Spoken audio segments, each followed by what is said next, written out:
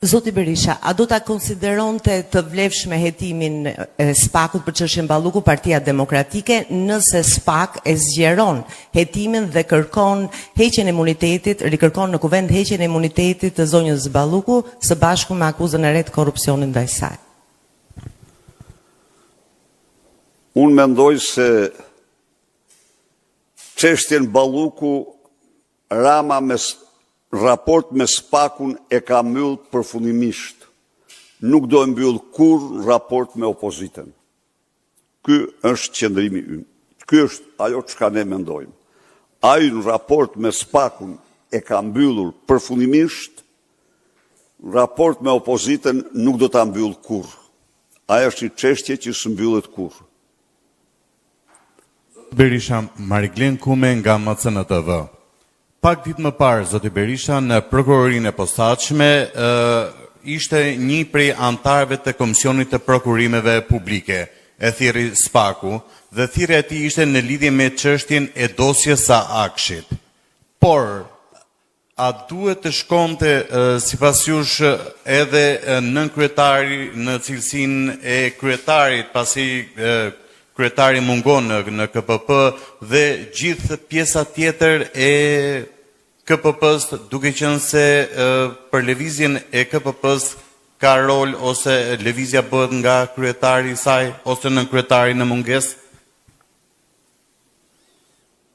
Tani, ju i një dishmitar që Akshi është jetimi pa shpresë. Edi Rama në konflikt flagrant interesi, ka marrë përsipër avokatin publike të hapur ndaj Akshit. Ju, më falni, mos harroni përgjërimet e tij për mirëlindën e gjorë, që ka vjedh miliona euro, 10 milion euro të qytetarëve, që kryesonte një grup të strukturuar kriminal dhe që ky është shpallte të dlirt sa vetë pafajësia. Kjo është, mos harroni një moment tjetër.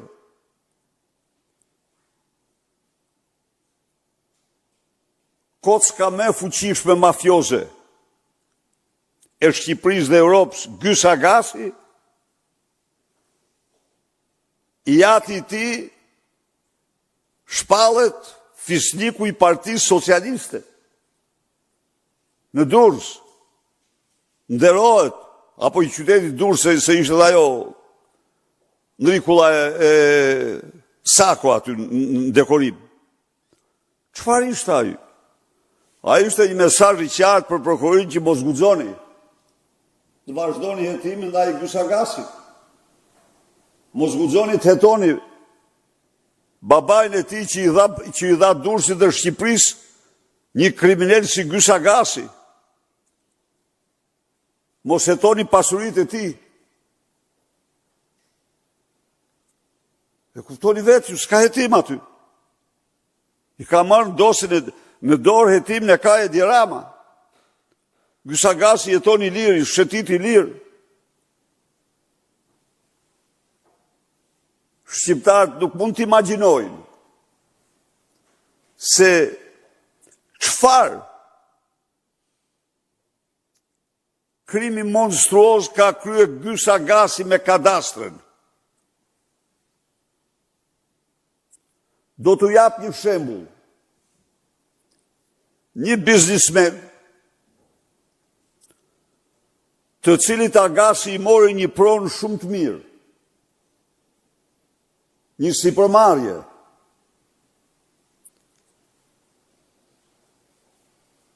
shkoi në kadastër për t'i bërë dorëzimet, sipas rregull për të marrë dokumentat. A e dini çfarë i tha kadastra? Jo, s'është jote, s'ke gjë këtu, i çfarë tha? Si vër s'kam, jo nuk ka. Nuk ekziston ky territori regjistruar nga aty. Dhe kur ky nxori, po reale, kjo pa i ka frikë ta thotë, se ke vetë një parasysh po. Kur ky nxori dokumentat që i kishte të dosjes, po ja ku janë këto? Do vish pas 10 ditësh, i tha. Dhe pas 10 ditësh, doli se u gjetën dokumentat. Në kadastër, Agasi me Ramen kanë bërë krimet më të shëmtuara. Po ju themu ju. Shkoni ju tani, kërkoni pak kanjon në GPS, të cilin i ndjeri Artan Lame refuzoi gjerdit në fundit jetësti të regjistronte. Kështu që mos t'jemi naiv. Dosjen e lindave të Akshit e ka mbyllur. E ka mbyllur përfundimisht Rama. Këto janë kryesisht gjëra sa për të bërë zhurmë që su mbyllë përfundimisht, por është mbyllë ajo. U kriju edhe Albanian Digital Solution, një rrugë re për të vjedhë 100 milion euro si që vjedhët me Akshin.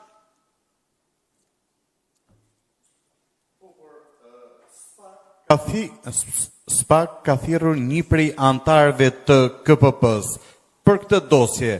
Pse, keni ju koment se pse është thirrur një prej antarëve dhe jo kryesuesi i cili vendos në lëvizje për shembull institucionin? Nuk guxon të thras kryesuesin. Nuk guxon. Nuk guxon se SPAK ka që, më falni minutë, pa mend nuk janë ata, dhe a që din që aty ku është kryetari, do thirri pari kryetari. Po s'do men ajo, por nuk guxon. Ka urdhër, gjithçka e ka të graduar.